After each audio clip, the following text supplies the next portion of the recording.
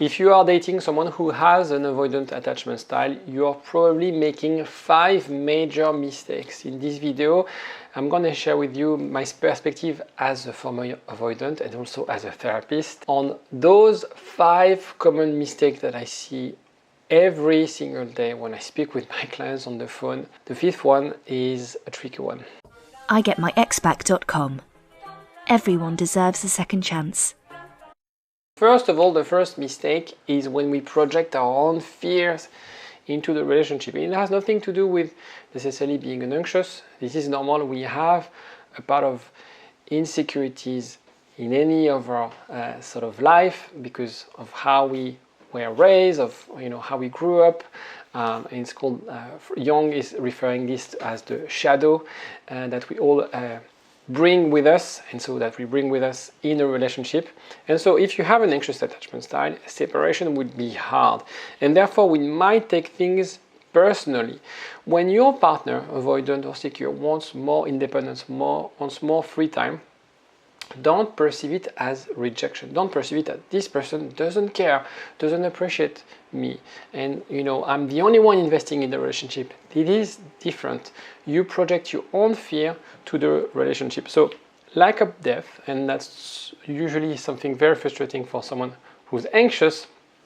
The idea that I can't really connect with that person. He's very much at the, very shallow, and I can't really get to know them, understand how they feel. It's because they don't have the clue. So don't assume that because they are withholding things, they're doing it because they don't care. It's just because they have no clue. And something that I want to explain, and something that I use with my clients, it's something I will develop in the book in more detail. Stay tuned.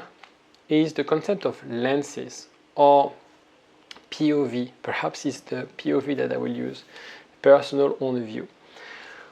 Because we are different, because we have a different belief system, it's very important to understand, and instead of not only putting yourself in your partner's shoes, i.e. putting yourself, when there is a situation, putting themselves on the other end of the situation, but reading the story with their lens. So we have different filters, a little bit like Instagram. And so an avoidant person will have a different filter than someone who's anxious, right? So it's very important for you to understand, attachment style, and understand how you can navigate between how would an avoidant person react, how would an anxious person react, how would a secure person react. In a way, if you want to be more secure, that's this strategy. That's what we do in attachment therapy. Is really about how you can project yourself and visualize yourself as being secure. How would a secure person react? So it's really understanding how you can use what I call pragmatic empathy. For a given situation, for a given event, there are always three ways, major ways of looking at it. From an anxious point of view, from an avoidant point of view, and from a secure point of view. Very often, our default system is to use our filter, right? I would use my avoidant filter. Some of you who are anxious will use their anxious filter. But there's another way. And so if you're dating someone who has the opposite attachment style as you, it's important to use this and build this skill to be more empathetic, to really develop this idea of I understand how you feel, I understand how you perceive this. And so with separation, with distance, with time, we have different concepts. So it's not them against you, it's not that they don't respect you, they see things differently. And when you develop this and have conversation with your partner on this, you are immune to 95% of the conflict. I'm actually writing a book to help people develop healthy and sustainable relationship. And I'm not going to cover conflict because it's really about how you can proactively use empathy and understand your partner. You eradicate the conflict. It doesn't mean that you will always agree, but you will eradicate the nasty effect of conflict when we feel after an argument, he doesn't understand me, she doesn't understand me, and we feel that we are doing the same argument, we're having the same argument. And very often, when people divorce, surprisingly enough, the argument or the reason they divorce the reason was there almost at the beginning. Very frequently, very often, almost at the beginning. Second element, sorry because I digress, but it's very important to understand this element of lens. Second mistake, you try to change them. This is a common one, and again, regardless to attachment. I want them to be this way because I fail to recognize that they see things differently. Therefore, I want them to see life the way I see, and I want them to react the way I would react. That's my anticipation of things. If I say this to you, if in this context, I don't know, we are going away, I'm going away, I would text you to tell you when I arrived. So I expect you to do the same because I would have done it. And so you always sometimes feel like he doesn't care, she doesn't care. If he or she loved me, she would understand that it hurts me. They would make the effort. And so we fail to understand that, well, that's not your job to change your partner. You have to, accept the decision that you made, i.e. to be in a relationship with them. Understand and communicate with them, but not trying to change them. You can't change them. If they don't want to change, they won't change. And so understand that it's not by constraining or threatening that you will push them to change. It doesn't work like this, especially with guys. Don't try to make them change. It's not going to work. I'm not saying that men can't change. And I do believe that regardless of their gender, people have the ability to change if they first have the motivation to change and understand how to change. And also the benefit, right? What's the benefit? Why would I care changing? It's very important to have those three elements. And I do believe, obviously that's my job as a therapist, I do believe that we have everything that's in our possession, in the knowledge, the skills to develop ways for us to change. It's scary, it's daunting, there's a lot of uncertainties, there's a lot of work to be done, there's things that we don't necessarily want to look at because changing implies that we need to address some of our insecurities, and some people prepare like, no, I don't want to look there. But that's not the point. People can change, your partner can change. The only thing is you can't change them. Third mistake is the measure of success. And again, we're going back to the lens. Your measure of success, your measure of happiness depends on your needs.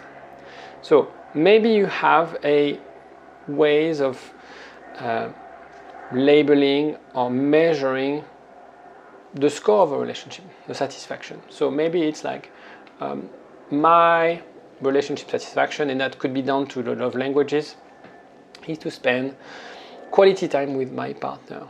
Some people feel like, it's having sex with my partner 3 times a week. Some people will say like receiving gifts and, attention regularly.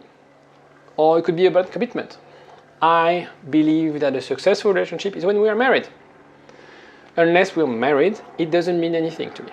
Unless we have kids, unless you meet with my parents, unless you meet, we have our own definition of success. So it's really important to understand that your partner might have another definition. And if you have different vision, it doesn't really matter. The question is really about understanding your measure of success, understanding their measure of success. And it's once you have that conversation, it's very simple, because you're not talking from 2 different places, 2 different planets. You're aligned, and it's not necessarily about finding some sort of compromise. It's really about understanding. This is what they want. Maybe I have higher expectation than they have, and you need to understand how you can make it work. You're a team. Okay, a relationship is a team, and I think people over-complexify the concept of relationship. You're a team. So realize that in any teams, you have people who have different characters, different traits, different skills, different sort of weaknesses and strengths, and it's really about how you can make it work. Fourth one, you need them. Biggest mistake. Perhaps one of the fifth one is the biggest mistake, but the fourth one is you need them more than they need you. In a sense, when you have an anxious attachment style, sometimes you might end up molding your identity and your personality to the relationship. You stop doing any of your hobbies and you do everything with your partner. The world revolves around them, right? This is your mission on earth, is to please this person. Sometimes that's how it feels. Your mission is like, I'm going to sacrifice myself. It needs to be hard to love someone, because that's potentially how you were raised and how you define love, in the sense of sacrifice. Very often they didn't ask for it. Very often your partner didn't ask you to sort of drive 6 hours to come and pick me up at the airport. That's not what I need, for example. And so very often we use how we want to be loved, how we want to be treated, and we feel like a sense of sacrifice. If I want to get love and attention from that person, I need to work it hard. I need to really work hard. I need to forget other things because he or she is my priority. Number 5, and it's the biggest one. You don't leave. You stay in a relationship that doesn't work for you. If you develop a secure attachment style, and it's very important, and I think that's the number one thing that people need to do if they have difficulty with a relationship, is first of all develop a secure attachment style. Then the rest will fall into place very easily. And if you don't know what's your attachment style and you want to get tips on attachment theory, have a look. There's a link to take a quiz to know what is your attachment style. If you're not sure whether you're anxious or secure anxious, it's free, by the way. Once you develop a secure attachment style, you know what you want, you know what you don't want. You know what works for you. And whenever you feel that someone is not investing in the relationship, you don't see it as a threat. You don't see it as like, I'm not enough. You're not seeing it as, maybe I need to prove them. Maybe I need to sacrifice myself. You just see it as like, we're not on the same page and I don't accept this. And because I know what I want, because I know my worth, because I know my value, I'm going to step away from this relationship because it doesn't work for me. And it's as simple as that. So yes, you have avoidant partner who could be amazing partners. You have secure partners who could be the worst partner for you. You have amazing people who would be the worst partners for you. So it's really making the difference and navigating using your secure attachment lens or filter to look at the narrative, to look at the story you have in front of you. Quick recap. Avoidant partner can be good partners. I'm a good partner. I think I'm a good partner. But only if they recognize their shortcomings. So it's very important. If they are in the mindset of like, this is how it is, I can't change, I don't want to change, you're wasting your time. You need to go. Need to understand, because I think empathy, regardless of your attachment style and if you're avoidant, we need to all develop, and I think that's kind of my life purpose here. People need to develop this sense of pragmatic empathy. How can I understand the person I have in front of me from their point of view, using their history, understanding their insecurities and their fears? You can't disagree, you can't feel judged, you can't feel attacked once you understand the narrative, the background of the person you have in front of you. This person cannot be the enemy once you have the rationale, because you'll feel like it makes sense that they react this way and it's not directed towards me. And perhaps I would have reacted the same way if I was them. You need to also develop a flexibility between your personal need, between the relationship, and perhaps break some of your old patterns where you feel that you need to help others, where you need to sort of sacrifice yourself into a relationship. If you have any other questions on this, let me know in the comment section. I hope this video was helpful. I'll see you tomorrow. Take care. Bye. igetmyexback.com.